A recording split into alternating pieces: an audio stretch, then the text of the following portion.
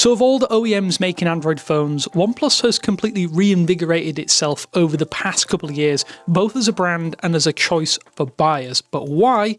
Well, I have a few thoughts in that, and I want to get into them in this video. But first, hit that subscribe button for more content on your favourite Android OEMs from OnePlus, Samsung, Google, everyone in between, the features of those devices, plus all of the little extras in between. Cheers. I have to say, rose-tinted glasses probably haven't helped the perception of the old OnePlus versus this shiny new OnePlus. From the original OnePlus 1 up to and including the OnePlus 7 series, there was a very vocal subset of people that saw Carl Pei and Pete Lau's baby as the heir apparent to the Android throne. That is provided tricky and problem areas were addressed in future releases of phones from the company. For many though, the switch away from the clean, lightweight and AOSP Plus, I'm going to call it AOSP Plus builds of Oxygen OS, was a major nail in the coffin to compound the exit of Pei back in 2020. Obviously he's gone on to start Nothing, which is another vehicle which feels very much like the old OnePlus. Pricing increases, changes in management, plus other changes have all really compounded the outlook for OnePlus as a company, at least at that time and the time since. Initially, the first few launches in this post-Pei era were fine, but never quite the same, or never quite had the same magic, to put it that way. The OnePlus 9 through the OnePlus 11 were really fine phones, but not quite the leap into this premium space that we probably deserved from a company that had basically created a market around cheap Android phones which had all of the bells and whistles. You were never really truly sure what would happen, and Oppo was undoubtedly in the driving seat for OnePlus. Rebadged handsets, confusing software, plus price creep actually likely pushed many of you away. It was easy to think that OnePlus had settled in a subsidiary of a bolder, bigger brand partner. However, like a proverbial phoenix rising from the ashes, I have to say, the last 24 months have been just refreshing to see. OnePlus has released two of the best phones of the last couple of years, arguably the best Wear OS smartwatch you can buy right now, and even has some of the best wireless earbuds on the market. While it's hyperbole to say the brand has come back from the depths of despair, things are really rosy now, and so long as the company can continue on the trajectory, things are very bright. Realistically, it's a three-tiered redemption arc that I want to get into in this video. So ironically, it starts with what was one of the weakest areas of any OnePlus phone, period, the camera system. The partnership with Hasselblad was an interesting one, an impressive one, but it has really been transformative for the camera hardware on OnePlus phones, as it's brought professional-grade colour calibration and tuning to OnePlus devices. It started off fairly minimally as well, with just software-focused tuning for the OnePlus 9 camera system, which was fine. It had a really good ultra-wide, but it didn't really blow anyone away. There was nothing major at that stage, but it was still more than just a brand name slapped on the camera module in a bid to sell phones. Since then though, I have to say the hallmarks, or the Hasselblad hallmarks, have been carried over with new modes, better tuning, that master mode which is really genuinely one of the best out there, and more reliable expectations of what a OnePlus camera phone can do. By limiting this to the Pro tiers as well, this collaboration isn't really diluted like it otherwise could have been, despite at least until last year, there hasn't really been a truly outstanding setup or a consistent setup on a OnePlus phone to really take advantage of that. It did change as far as I'm concerned with the OnePlus 12's camera system. These cameras now deliver exceptional dynamic range and low light performance, rivaling some of the most expensive phones, and I think changing the perception of what cameras on a OnePlus phone can and should do. Sure, not all of the cameras are objectively the best in the business, but the OnePlus 12 showcased just what a company like this is capable of when excellent hardware and vastly improved image engines can do when combined together. This year, the OnePlus 13 just picks right up where the OnePlus 12 left off, refining the camera experience to a more reliable yet versatile system. This duo embodies the brand's resurgence, offering a compelling package of high-end specifications, along with some nice design tweaks thrown in for good measure. You get the most powerful processor, class-leading displays, a long-lasting battery, and super-fast charging tech bundled in. Even on paper, these things make them true flagship contenders. And while the price has increased on the OnePlus lineup for a long period of time now, they have remained incredibly competitive compared to other premium smartphones on the market, offering exceptional value for not only the specifications and the camera tech, but also the features that they provide. For instance, the OnePlus 13 has practically 95% of the Samsung Galaxy S25 Ultra's tech, but at almost $400 cheaper for the base model. It doesn't stop there though, as Oxygen OS 15 has really addressed many of the concerns raised by users regarding bloatware and stability.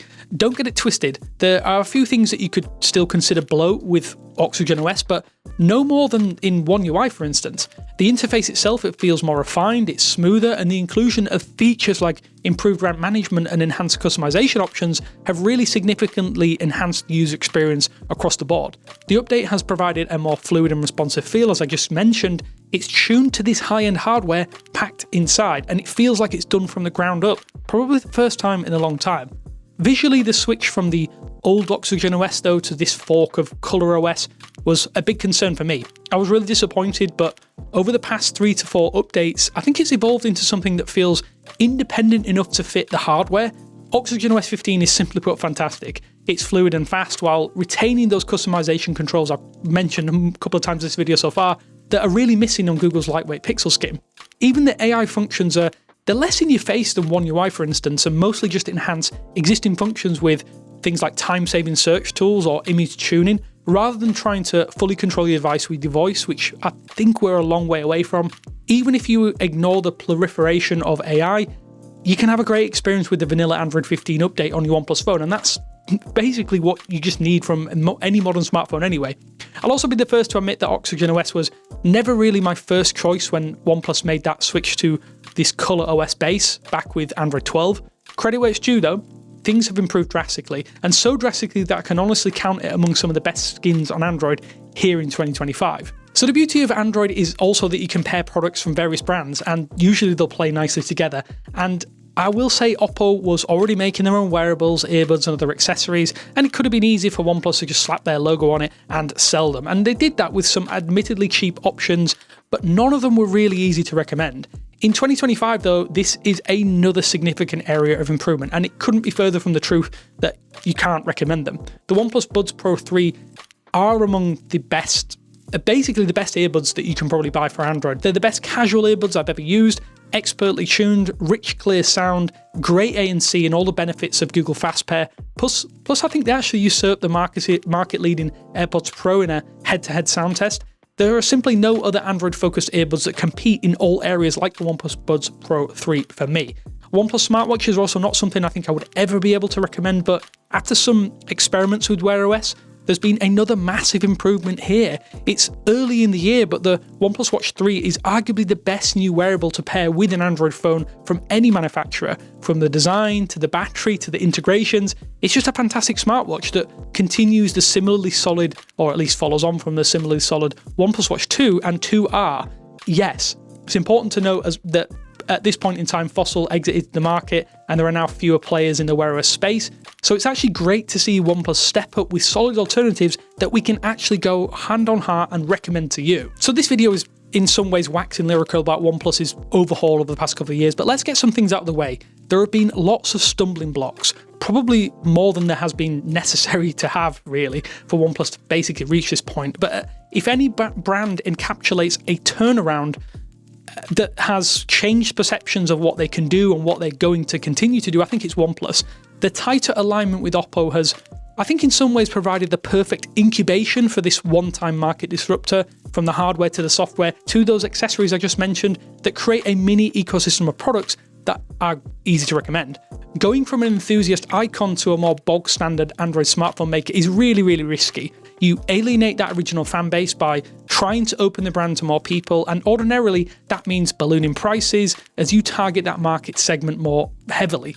There have been some sizable increases in that area, which is hard to ignore. For me though, the OnePlus 12 and specifically the OnePlus 13 embody a complete reinstatement as both an incredible flagship level Android phones, plus devices that do offer many enthusiast level internal components, but that all important pricing, which is naturally where a lot of these products live and die, keeps them within the reach of most people. Like a throwback to the early days of OnePlus. Yes, the pricing has crept up, it's still fairly high, but that has helped highlight just how bloated phone prices are across the board, and most of them are approaching and surpassing that $1,000 barrier. I also think that the quiet approach to improvement has been a really great benefit to OnePlus. So as other brands like Samsung have in some ways stagnated a little over recent years with not much competition. Maybe the bar has been lower to allow OnePlus to sort of come good in areas where these little incremental tweaks, changes, tuning and pricing, in some cases, is going to vastly undercut the competition. Just having the best internals isn't enough anymore, and that was a big problem with OnePlus in its early days. It's a great building block, but it needs to be paired with the best everywhere else, and I think that's where OnePlus has made those quiet improvements, as I noted, to a formula that was halfway towards a real solution. Is it enough though? Well, I'm hoping that OnePlus can continue to improve over the next couple of years, but as far as I'm concerned, they really are winning in this space at this point in time, and it is easier to recommend than ever before. Let me know what you think about OnePlus though. I genuinely got to give them credit for what they've done over the past couple of years. As I say, those two phones back to back, you don't ordinarily get that as a Android OEM, especially as competition is rife. But let me know what you think down in the comment sections below. And if you are interested in OnePlus phones, go check out our previous content on the channel. Thanks for watching, and I will speak to you later.